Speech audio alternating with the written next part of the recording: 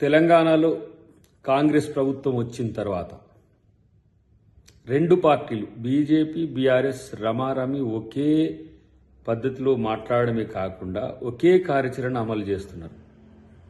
మొత్తానికి ఈ ఎమ్మెల్సీ ఎన్నికల సందర్భంలో ఒకరు తగ్గి ఒకరు పోటీ చేసి ఇద్దరు లబ్ధి పొందే ఎత్తుగడలో సక్సెస్ కావాలని చూస్తున్నారు. నేనంటున్న ఈరోజు ఈ మూడు ఎమ్మెల్సీ అభ్యర్థుల అంశంలో పోటీ చేయలేని బీఆర్ఎస్ రేపు ఏ ఎన్నిక వచ్చినా సరే పోటీ చేయకుండా ఉండాలి.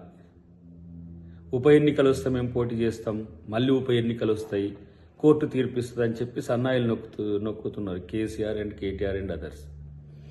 సో ఇవన్నీ కూడా ఒక పద్ధతి ప్రకారమే కాంగ్రెస్ పార్టీకి వ్యతిరేకంగా బీఆర్ఎస్ బీజేపీ ఆడుతున్న కొత్త నాటకం.